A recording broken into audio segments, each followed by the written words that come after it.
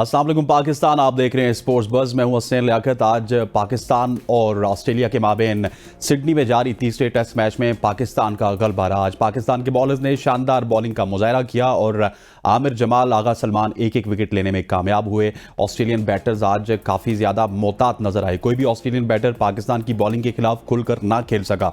और अगर बात की जाए ऑस्ट्रेलिया के करंट रन रेट की तो वो 2 समथिंग है और पाकिस्तान ने जो 313 रन बनाए थे वो 4 पॉइंट समथिंग के ऊपर रन्स बनाए थे। सो पाकिस्तान वो जो अप्रोच है इंग्लैंड के खिलाफ खेलने की उसको कंटिन्यू कर रहा है, क्योंकि इंग्लैंड हमारे खिलाफ जब खेला था बेसबॉल क्रिकेट के तहत वो बहुत तेज खेले थे और उसके बाद पाकिस्तान ने भी ये अंदाजा लगाया था कि हमारी क्रिकेट थोड़ा सा पीछे है। और पाकिस्तान इस टेस्ट मैच में बड़ा ही शानदार खेला। अगर थोड़ा सा कंपैरिजन आपको बताया जाए तो पाकिस्तान ने पहले दिन खेलते हुए 313 रन बनाए, ऑस्ट्रेलिया ने 6 रन कोई खिलाड़ी आउट के ऊपर इनिंग्स खत्म की थी, एक ही ओवर हुआ था। उसके बाद आज के दिन तकरीबन 46 ओवर्स में ऑस्ट्रेलिया 110 रन बनाने में कामयाब हुआ with the run rate of 2.46। और ये काफ़ी ज़्यादा हेल्दी साइंस हैं पाकिस्तान की क्रिकेट के लिए कि पाकिस्तान के बॉलर्स के पास पेस नहीं है। इस वक्त पूरी दुनिया मान रही है कि पाकिस्तान के बॉलर्स के पास ना वकार वसीम वाला वेरिएशन है, ना ही शोएब अख्तर वाला पेस है, लेकिन पाकिस्तान के बॉलर्स उन जगहों पे बॉल को ज़रूर गिरा रहे हैं जहां से वो विकेट्स भी प्रोड्यूस कर रहे हैं। और अगर विकेट नहीं मिल रही तो पाकिस्तान के तमाम तर बॉलर्स का जो इकोनॉमी रेट है वो बहुत ही अच्छा है। अगर वार्नर की बात की जाए तो 34 रन बनाकर वो आउट हुए, 50 के स्ट्राइक रेट से खेले। ख्वाजा 47 रन बना के आउट हुए, ये कंपैरेटिवली थोड़ा सा स्लो खेलते हैं, इमामुल हक टाइप प्लेयर हैं। 32 का इनका स्ट्राइक रेट रहा। लेबुशाइन अभी विकेट पे मौजूद है, 23 रन के साथ इनका स्ट्राइक रेट भी 34 है। और स्टीव स्मिथ जो कि अभी ही विकेट पे पहुंचे थे, उन्होंने 7 गेंदों पर 6 रन बनाए हैं, वो 85 के स्ट्राइक रेट से खेल रहे हैं। लेकिन इट्स टू अर्ली कि हम ये समझ सकें कि क्या वो 85 के स्ट्राइक रेट को ही आगे कैरी ऑन करेंगे या नहीं करेंगे। अगर पाकिस्तान की बॉलिंग की बात की जाए तो पाकिस्तान के तमाम तर बॉलर्स आज बहुत ही बेहतरीन इकोनॉमी के साथ बॉलिंग करवाते हुए नजर आए। अगर साजिद खान और आमिर जमाल को देखा जाए तो वो थोड़ा सा स्लाइटली 3.16 की इकोनॉमी है साजिद खान की और 3.25 की इकोनॉमी है आमिर जमाल की। इसके अलावा 1.10 की इकोनॉमी मीर हमजा की, 2.11 की इकोनॉमी है हसन अली की और आगा सलमान 2.25 की। मतलब तमाम तर बॉलर्स पाकिस्तान के, आप इसमें साजिद खान को भी शामिल कर सकते हैं, आमिर जमाल को भी शामिल कर सकते हैं कि बहुत ही कमाल की बॉलिंग करवा रहे हैं और वहीं पे बॉलिंग करवा रहे हैं जहां पे उनको करवानी चाहिए। उसका फ़ायदा ये हो रहा है कि ऑस्ट्रेलिया रन्स नहीं बना रहा और जब वो रन्स के लिए जा रहे हैं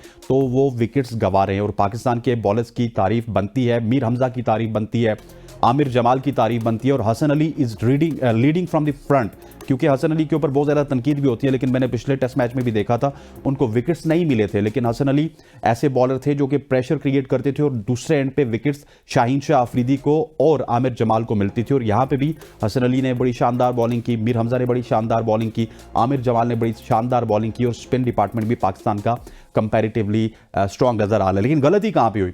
देखिए, आपके स्लिप कॉर्डन के ऊपर खिलाड़ी कैच नहीं कर रहे। पहले अब्दुल्ला शफीक इस स्लिप पे खड़े होकर वार्नर को कैच ड्रॉप करते थे, अब साइम अयूब को स्लिप पे खड़ा किया गया, उन्होंने एक और कैच ड्रॉप कर दिया। लेकिन यहाँ पे सवाल बनता है पाकिस्तान की मैनेजमेंट से, पाकिस्तान के कोचिंग स्टाफ से, टीम डायरेक्टर से और तमाम तर फील्डिंग कोच से कि आप क्यों एक ऐसे खिलाड़ी को स्लिप कॉर्डन पे खड़े करते हैं जो कि अभी बहुत ही ज़्यादा न्यू है टेस्ट क्रिकेट में। मतलब साइम अयूब की अगर बात की जाए तो साइम अयूब एक नया चेहरा है, T20 क्रिकेट से वो ऊपर आए, PSL खेली, उसके बाद PSL में नाम बनाया, फिर पाकिस्तान की T20 टीम में आए, फिर आउट ऑफ नोवेयर जब ये मैनेजमेंट आई तो इन्होंने ये कहा कि हमें बेसबॉल क्रिकेट को फॉलो कर रहे हैं या पाक बॉल क्रिकेट को फॉलो करना है, इनको साइम अयूब जैसा प्लेयर यहाँ पे चाहिए था और वो साइम अयूब को ले आए। लेकिन इतना अर्ली ऑन, एक तो उनको बहुत ही मुश्किल कंडीशंस में आपने डेब्यू करवा दिया, उसके बाद वो डेब्यू में फेल हो रहे हैं, फिर आप उसके साथ ये एक्सपेक्ट कर रहे हैं कि वो आपको एक ऐसे कॉर्डन पे जहाँ पे बहुत ही मुश्किल होता है कैचेस पकड़ना, स्लिप कॉर्डन पे वहाँ पे आपको कैच पकड़ के देंगे। तो मेरा ख्याल है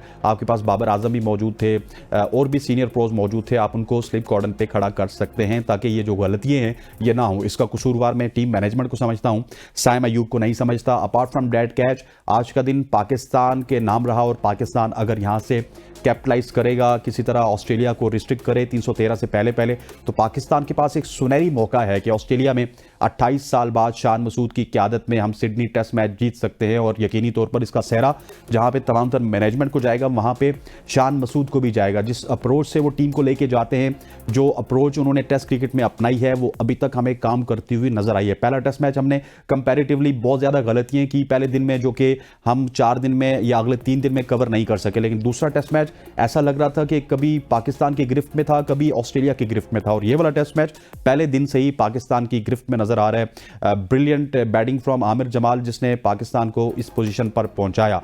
अब अगर मैं टेस्ट क्रिकेट की बात कर लूं, खवातीनो हज़रात, टेस्ट क्रिकेट के ऊपर एक नई डिबेट स्टार्ट हो गई है। शाहीन शाह अफरीदी को रेस्ट क्या मिली कि उसके बाद वकार यूनुस के, वसीम अकरम के बयानात आ रहे हैं। वसीम अकरम ऑस्ट्रेलिया में उसी ब्रॉडकास्टर के लिए कमेंट्री कर रहे हैं, फिर वकार यूनुस एक और चैनल पे बैठ के वहाँ पे अपने कमेंट्स दे रहे हैं। और दोनों लेजेंड्स का कहना ठीक है कि दोनों लेजेंड्स कहते हैं कि शाहीन शाह अफरीदी का जो डिसीजन है वो उनकी समझ में नहीं है। ठीक कह रहे हैं आप, लेकिन क्या टेस्ट क्रिकेट अल्टीमेट क्रिकेट है? इसका जवाब तो यही है कि टेस्ट क्रिकेट अल्टीमेट क्रिकेट है। टेस्ट क्रिकेट को आपको इज्जत देनी होगी। लेकिन अगर टेस्ट क्रिकेट की बात की जाए तो ये अल्टीमेट क्रिकेट किसके लिए है, ये किस नेशन के लिए अल्टीमेट क्रिकेट है, ये भी आपको बताना होगा। देखिए, टेस्ट क्रिकेट को समझना होगा, टेस्ट क्रिकेट क्या है क्या नहीं है। और टेस्ट क्रिकेट अल्टीमेट जरूर है, लेकिन इसके क्या पाकिस्तान को फायदे होंगे, क्या पाकिस्तान टेस्ट क्रिकेट को अफोर्ड कर सकता है, ये एक सवालिया निशान है। देखिए, टेस्ट क्रिकेट में अगर आप बात करें रावलपिंडी क्रिकेट स्टेडियम की, रावलपिंडी क्रिकेट स्टेडियम में हमें ऑस्ट्रेलिया के खिलाफ मैच में क्राउड कंपैरेटिवली बहुत ही अच्छा नजर आया। लेकिन when we talk about Karachi, Karachi आपको खाली नजर आता है। When we talk about Lahore, Lahore आपको खाली नजर आता है। मुल्तान में कंपैरेटिवली अच्छा क्राउड इस वजह से आ जाता है कि वहां पे जो क्रिकेट है वो बहुत ज्यादा कम हो रही है। और रावलपिंडी में भी आप देखिए ना, डायमेंशंस कितनी बड़ी है। रावलपिंडी में कश्मीर आता है, मरी आता है, हजारा आता है, कोटली सतियां आता है, एबटाबाद आता है, फिर उसके बाद पेशावर का ग्राउंड बंद है तो पेशावर से भी लोग यहां पे आते हैं, केपीके से भी लोग यहां पे आते हैं। इस वजह से आपको कंपैरेटिवली रावलपिंडी में क्राउड भी नजर आता है। और उसके बाद रावलपिंडी की जो सिटिंग एबिलिटी है या कैपेसिटी है वो 16-17 हज़ार है, तो 16-17 हज़ार में आपको क्राउड जरूर नजर आएगा। सो हमें यह समझना होगा, टेस्ट क्रिकेट देखिए पाकिस्तान अफोर्ड इस वजह से नहीं कर सकता, एक तो पीसीबी के पास गेट मनी के लिए कोई पैसे नहीं आते, उसके बाद इसके राइट्स बेचना बहुत मुश्किल है, इसके लिए आपको स्पॉन्सर्स मिलना बहुत मुश्किल है। ये तमाम तर जो है ना, ये आपको खर्चे खुद करने पड़ते हैं। और आप अगर ये कह देना कि पीसीबी के लिए, साउथ अफ्रीकन क्रिकेट बोर्ड के लिए, वेस्ट इंडीज क्रिकेट बोर्ड के लिए टेस्ट क्रिकेट एक सफेद हाथी है, तो ये गलत नहीं होगा। आपको टेस्ट क्रिकेट को अब उस तरह से प्रायोरिटाइज नहीं करना होगा। हम देख रहे हैं कि टेस्ट क्रिकेट की परफॉर्मेंस के ऊपर हम पूरी की पूरी टीम उड़ा देते हैं, पूरी की पूरी टीम के खिलाफ बातें करते हैं। टेस्ट टीम आपकी जरूर होनी चाहिए, एक सेपरेट टेस्ट टीम होनी चाहिए, लेकिन टेस्ट क्रिकेट के ऊपर आप मुस्तकबिल के फैसले ना करें। मुस्तकबिल मुझे नजर आ रहा है तो T20 क्रिकेट का, उस तरफ मैं जरूर आऊंगा। लेकिन टेस्ट क्रिकेट को कौन लोग अफोर्ड कर सकते हैं? टेस्ट क्रिकेट को इंग्लैंड अफोर्ड कर सकता है, ऑस्ट्रेलिया अफोर्ड कर सकता है, और कहीं ना कहीं मैं समझता हूं कि इंडिया भी अफोर्ड कर सकते हैं, क्योंकि इन तीनों ममालिक के पास गेट मनी भी आती है, फिर इनके ब्रॉडकास्टर्स बड़े तगड़े हैं, इनके जो टीवी राइट्स हैं वो बड़ी आसानी के साथ बिक सकते हैं, कमर्शियल एस्पेक्ट्स इनके बहुत ज़्यादा तगड़े हैं। और टेस्ट क्रिकेट में आज भी अगर आप देखेंगे कोलकाता या फिर चेन्नई या जहाँ पे भी टेस्ट मैचेस होते हैं, या फिर आप लंदन की बात कर लें या फिर आप ऑस्ट्रेलिया की बात कर लें, अभी आप हालिया सीरीज़ भी देख रहे हैं, तो अच्छा खासा 32-30 हज़ार बंदा वहाँ पर बैठा होता है। ये गेट मनी से भी पैसे कमा सकते हैं। हमारी जैसी कंट्री में आप देखेंगे कराची में तो अब T20 क्रिकेट में भी क्राउड नहीं आ रहा। रावलपिंडी में, लाहौर में, मुल्तान में तो T20 क्रिकेट में अच्छा खासा क्राउड आता है, लेकिन कराची में शायद T20 क्रिकेट के लिए भी लोगों के पास टाइम नहीं है। लेकिन T20 क्रिकेट एक ऐसी क्रिकेट है जिसका मुझे फ्यूचर नजर आता है। T20 में अगर पाकिस्तान जितनी ज्यादा इन्वेस्टमेंट करेगा, आप अपनी टीम में इन्वेस्टमेंट करें, क्योंकि T20 क्रिकेट ऐसी है कि अब आपको अगले 4-5 साल में नजर आएगा कि पाकिस्तान कभी, अफगानिस्तान तो दूर की बात है, पाकिस्तान कभी नीदरलैंड से हारता हुआ आपको नजर आएगा, कभी आयरलैंड से हारता हुआ नजर आएगा, क्योंकि इतनी कंपेटिटिव हो चुकी है T20 क्रिकेट। सो हम जितना अर्ली T20 की तरफ अपने आप को शिफ्ट कर लेंगे इतना ज्यादा बेहतर होगा। और टेस्ट क्रिकेट सफेद हाथी है, जब अगर इंग्लैंड वाले या ऑस्ट्रेलिया वाले आपको बुलाएं आप जरूर चले जाएं, एक आध सीरीज आप यहां भी कर लें, लेकिन टेस्ट क्रिकेट का कोई ज्यादा फ्यूचर नहीं है। और यही बात है कि T20 क्रिकेट पे हमें फोकस करना होगा। और जो वकार और वसीम की बात है, देखिए वकार वसीम के एरा में इस तरह की लीग नहीं होती थी, T20 क्रिकेट नहीं होती थी, तो इस वजह से वकार और वसीम ने ज्यादातर टेस्ट क्रिकेट खेली। और टेस्ट क्रिकेट यकीनी तौर पर एक अल्टीमेट क्रिकेट है। टेस्ट क्रिकेट में आपको बॉलर की कैपेबिलिटी का पता चलता है, बैटर की कैपेबिलिटी का पता चलता है, आपको इवन अपने स्लिप कॉर्डन या फील्डर्स की कैपेबिलिटी का पता चलता है, पेशेंस का पता चलता है। लेकिन अब आपने देखा होगा क्या हाल हुआ इंडिया का, 153 पे उनके 4 खिलाड़ी आउट थे, 153 पे ही पूरी टीम आउट हो गई। तो ये एक इफेक्ट होता है T20 क्रिकेट का, ODI क्रिकेट का। आपको मुल्तान के टेस्ट मैचेस याद होंगे इंडिया पाकिस्तान के, आपको मोहाली के या आपको कोलकाता या बेंगलोर के टेस्ट मैचेस याद होंगे इंडिया पाकिस्तान के, जहां पे 500 पे 2 विकेटें आउट होती थी। सहवाग जो है वो 200 पे होते थे, तेंदुलकर 200 पे होते थे। फिर पाकिस्तान की जानिब से यूसुफ यूहन्ना या बाद में मोहम्मद यूसुफ, यूनुस खान, इंजमाम उल हक, ये वाले लोग ये 300 रन बनाते थे, 200 रन बनाते थे। लेकिन अब वो वाला पेशेंस नहीं है। उसकी रीज़न ये है कि बहुत ज़्यादा खिलाड़ी T20 की तरफ फोकस कर रहे हैं, ओडीआई क्रिकेट की तरफ फोकस कर रहे हैं, और टेस्ट क्रिकेट आहिस्ता आहिस्ता ये जो एक लग्जरी बनी हुई है ना इंग्लैंड और ऑस्ट्रेलिया में, ये वहीं तक रह जाएगी, क्योंकि वो शायद एक अलग टीम भी डेवलप कर लें, अलग तमाम तर अपने एक्सपेंसिव भी वो यहाँ से कवर कर लें। लेकिन बाकी ममालिक के लिए टेस्ट क्रिकेट मुझे उस तरह समझ नहीं आ रही, क्योंकि जब आपने 5 दिन का टेस्ट मैच करना है और अल्टीमेटली उस टेस्ट मैच में आपको यही अंदाज़ा ना हो कि कब जो है वो आपकी पूरी टीम आउट हो जाएगी, जिस तरह इंडिया की पूरी टीम आउट हुई, तो फिर इस तरह के मामला होंगे। तमाम तर टॉपिक्स पे ख़वातीन और साथ बात करेंगे, स्पेशली पाकिस्तान वर्सेस ऑस्ट्रेलिया के हवाले से आज बात करेंगे। ब्रेक लेंगे यहाँ पर, ब्रेक के बाद हमारे साथ मौजूद होंगे सीनियर स्पोर्ट्स जर्नलिस्ट जनाब शाहिद हाशमी साहब। उनसे पूछेंगे कि क्या वजूहात हैं, क्या कि पाकिस्तान जो है वो अच्छा करने की कोशिश कर रहा है, लेकिन फिर कभी कभार बारिश हो जाती है। जब पाकिस्तान अच्छा करता है बारिश हो जाती है। फिर टेस्ट क्रिकेट के हवाले से भी शाहिद भाई से पूछेंगे, क्योंकि वसीम अकरम और वकार यूनुस यकीनी तौर पर उनका जो तज्जिया है वो हमारे लिए अल्टीमेट है, लेकिन जो फैक्टर्स मैंने अभी आपको इंट्रो में बताए, ये हम उनसे भी पूछने की कोशिश करेंगे कि क्या उनके मुताबिक भी ये तमाम तर जो फैक्टर्स हैं ये रेलिवेंट है या नहीं। ख़वातीन और ज़ात, यहाँ पर वक्त हुआ चाहता है एक शॉर्ट सी कमर्शियल ब्रेक का, ब्रेक लेते हैं। स्टे विद अस।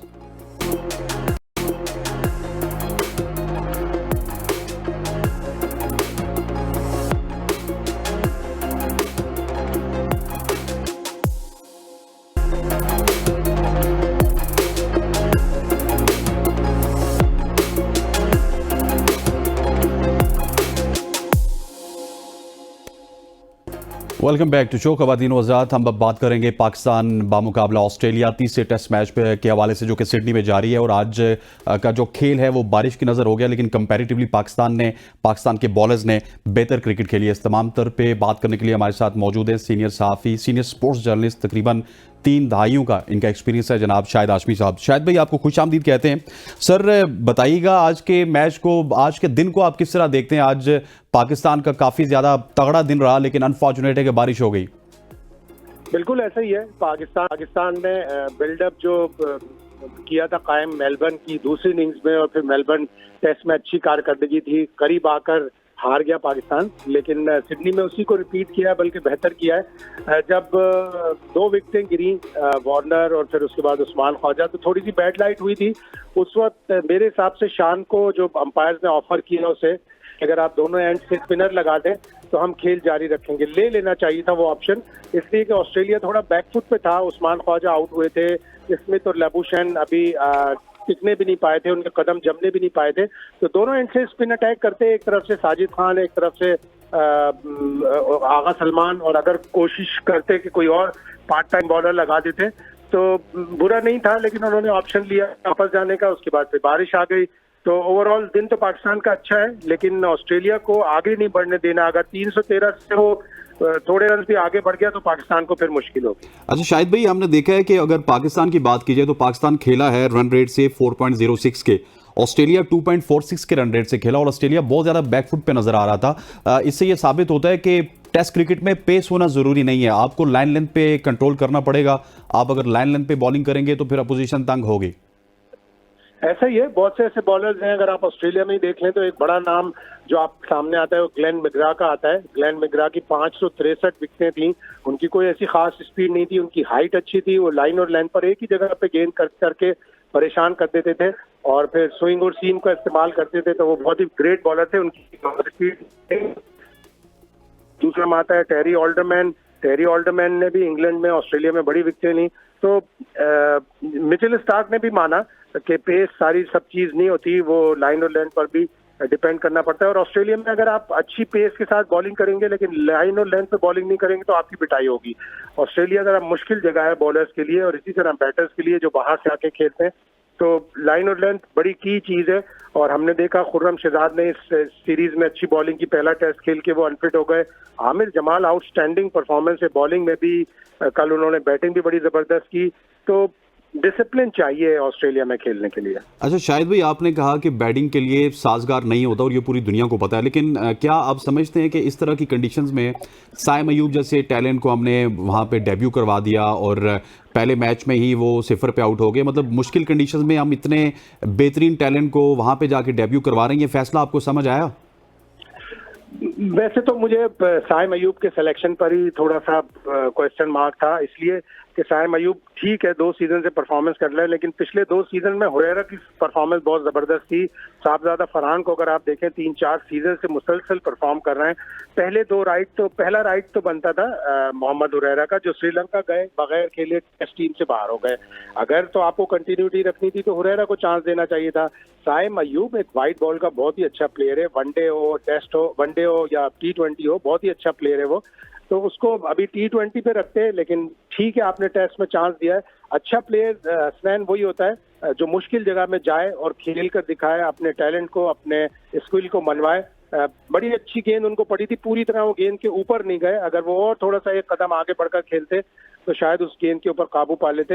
अभी एक इनिंग्स उनके पास और है, और अब जब उन्हें एक टेस्ट मैच दिया तो कम से कम 3-4 टेस्ट मैच देने चाहिए। शायद भी टॉप के जो हमारे 5 बल्लेबाज थे वो 66 रन बना के आउट हुए और बाकी के जितने भी रन हैं वो लेटर पार्ट पे आने वाले बल्लेबाजों ने बनाए। क्या वजह है कि ऑस्ट्रेलिया में भी और इससे पहले भी देख रहे हैं कि जो मुश्किल अपोजिशंस होती है वहां पे हमारे जितने भी बड़े बड़े स्टार्स हैं, जिनको किसी को हम किंग बना देते हैं, किसी को हम प्रिंस बना देते हैं, किसी को डॉन ब्रैडमैन बना देते हैं, लेकिन वो बड़ी अपोजिशन के खिलाफ फंस रहे हैं। और ये सिलसिला आज से नहीं है बल्कि 7-8 साल से पिछले चल रहा है।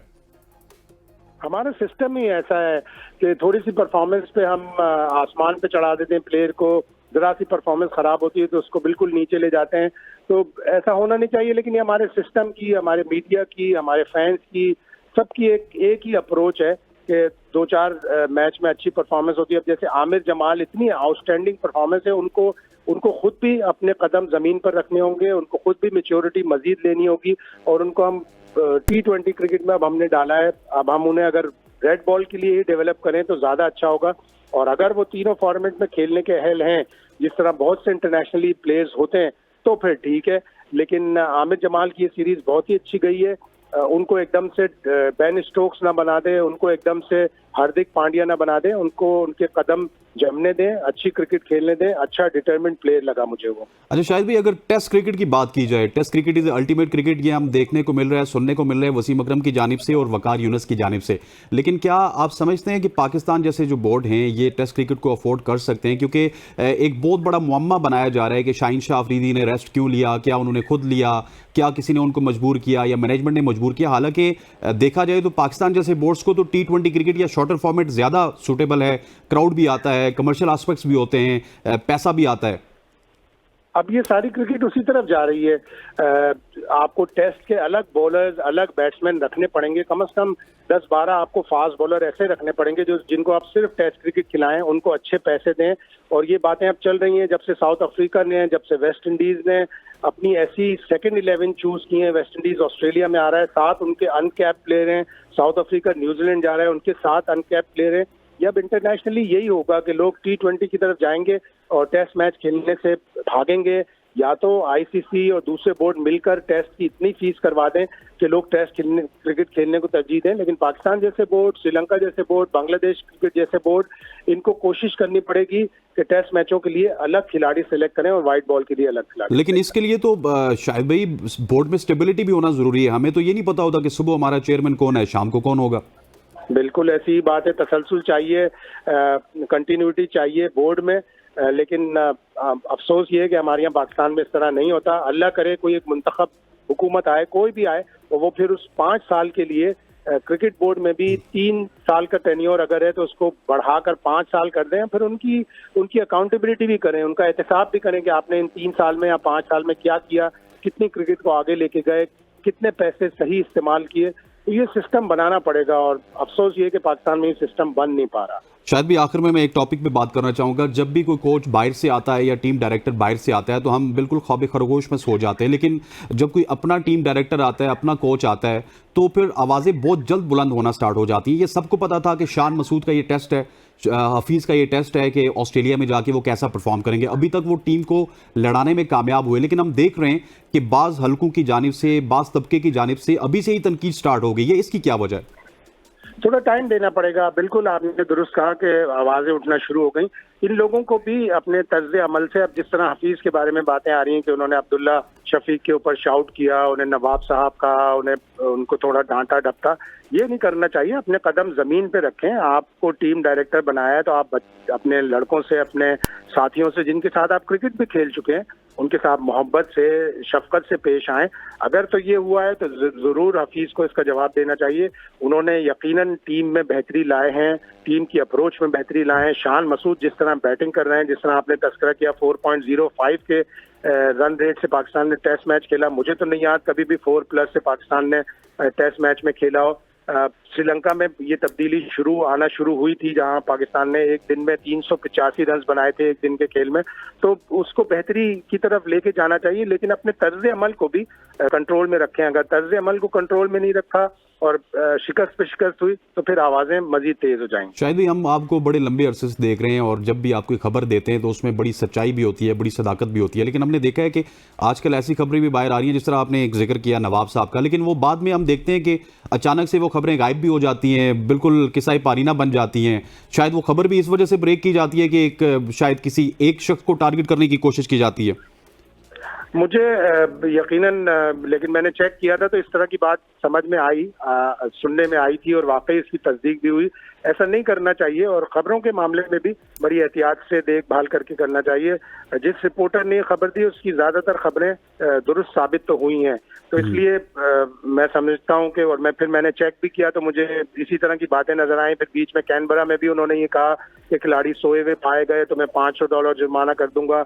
तो इस तरह ना करें। अप्रोच अच्छी की है हफीज ने, फैसले अच्छे किए हैं उन्होंने, लेकिन अपने तर्ज अमल से भी लोगों को परेशान ना करें, खिलाड़ियों को वैसे सॉरी टू कट यू, शायद भाई ये नहीं होता कि कोच एक उस्ताद भी होता है ना, हफीज भी तो एक सुपरस्टार है। अगर इतना छोटी मोटी नोक जोक करते हैं तो इसको मीडिया में नहीं आना चाहिए। मीडिया में नहीं आना चाहिए, लेकिन पाकिस्तान में आपको पता है कि किस तरह खिलाड़ियों के ताल्लुकात होते हैं, कहीं ना कहीं से लीक हो जाती है। तो ऐसी चीजें करने से परहेज करें। और अगर किसी ने ये खबर लीक की है तो फिर उससे पूछे भी कि मैंने अगर डांटा डपटा है तो ये मेरा राइट है और इसको खबरों को लीक ना करें। लेकिन साथ ही साथ एक ऐसा माहौल बनाएं, अच्छा फैमिली जैसा माहौल बनाएं कि जिसमें इस तरह की बातें ना हो, और अगर हो तो फिर वो बाहर ना जाएं। बहुत बहुत शुक्रिया। Senior sports journalist Shahid Hashmi साहब हमारे साथ मौजूद थे। हाशमी साहब ने भी वही बताया कि पाकिस्तान और ऑस्ट्रेलिया के माबेन जो टेस्ट मैच जारी है, इसमें पाकिस्तान के पास सुनहरी मौका है। देखिए, पाकिस्तान को ऑस्ट्रेलिया को 313 रन से पहले पहले आउट करना है। एक कंपेटिटिव क्रिकेट पाकिस्तान ने आज खेली है। अनफॉर्चुनेटली बारिश होगी, इस वजह से वो मैच उस तरफ ना जा सका, नहीं तो पाकिस्तान 2-3 विकेट्स और भी ले सकता था या फिर ऑस्ट्रेलिया की पूरी टीम भी आउट करने की सलाहियत रखता था। पाकिस्तान को करना यह है कि ऑस्ट्रेलिया को रिस्ट्रिक्ट करना है 313 रन से पहले पहले, या फिर वो अगर 313 बना भी जाएं तो लीड ना बना सकें, तब पाकिस्तान जाके मुस्तहकम पोजीशन में होगा। और फिर टॉप ऑर्डर के ऊपर उन्होंने भी सवाल उठाए। टॉप ऑर्डर को परफॉर्म करना होगा और टॉप ऑर्डर से स्पेशली आपके ओपनर्स को और बाबर आजम को रन्स करने होंगे। और कुछ सवाल यहाँ पे सऊद शकील पे भी खड़े होते हैं कि सऊद शकील ने आखिरी दफा श्रीलंका में एक बड़ी इनिंग्स खेली थी, उसके बाद 3 टेस्ट मैचेस की तकरीबन 5 इनिंग्स तो हो चुकी हैं, छठी इनिंग्स में वो खेलेंगे। अगर छठी इनिंग्स में भी उनका फेलियर हुआ तो उस हवाले से भी सवाल उठेंगे। फिर हमने सैम अयूब के हवाले से बात की। सैम के हवाले से जो मेरा पॉइंट ऑफ व्यू था वही शायद हाशमी साहब का भी था, जिससे मैंने आपको बताया था कि इट्स टू अर्ली कि आप एक T20 के प्लेयर को, एक ODI के प्लेयर को आप टेस्ट क्रिकेट में डेब्यू करवाते हैं, और वो भी ऑस्ट्रेलियन कंडीशंस में। अभी अगर उनको थोड़ा सा वक्त दिया जाता, उनको स्टेबल होने दिया जाता T20 क्रिकेट में, ODI क्रिकेट में, और फिर उनको टेस्ट की तरफ लाया जाता, तो that will be very very healthy. और अगर हफीज़ की बात की जाए तो हफीज़ के हवाले से जो लोग उनके खिलाफ खबरें फैला रहे हैं, उसके हवाले से भी शायद हाशमी का यही कहना था कि ये अभी एक हनीमून पीरियड है मोहम्मद हफीज़ के लिए भी, तमाम तर मैनेजमेंट के लिए, शान मसूद के लिए। और अभी जो कंपेटिटिव क्रिकेट हमने ऑस्ट्रेलिया में खेली है, यकीनी तौर पर ये बड़ी हौसला अफजा है। पहले टेस्ट में हम डाउन एंड आउट रहे, मेलबर्न में बड़ी शानदार परफॉर्मेंसेज रही, और ये दूसरा दिन है कि पाकिस्तान के नाम, ये दोनों दिन रहे। पहला दिन आमिर जमाल एंड कंपनी के नाम रहा, और ये दिन भी पाकिस्तानी बॉलर्स ने बड़ा ही शानदार परफॉर्म किया। तो ये तमाम तर चीज़ें हैं जो कि मीडिया में आ जाती हैं और बड़ी अनफॉर्चुनेट है, क्योंकि बाहर के जो कोच हैं, मिकी ऑथर हो गए या फिर कोई भी बाहर का कोच होता है, इससे पहले जेफ लॉसन आए, बॉब वुल्मर आए, तो उनको हम अच्छा भला टाइम देते हैं, लेकिन कोई अपना बन जाता है तो फिर हमें तकलीफ होना स्टार्ट हो जाती है, बाज़ हल्कों को तकलीफ होना स्टार्ट हो जाती है, और इससे बहुत ज़्यादा खराबियाँ पैदा होती हैं। ख़वातीन-ओ-ज़ात, आज के प्रोग्राम से इतना ही। मुझे और मेरी पूरी प्रोडक्शन टीम को इजाज़त दीजिए। अल्लाह हाफ़िज़।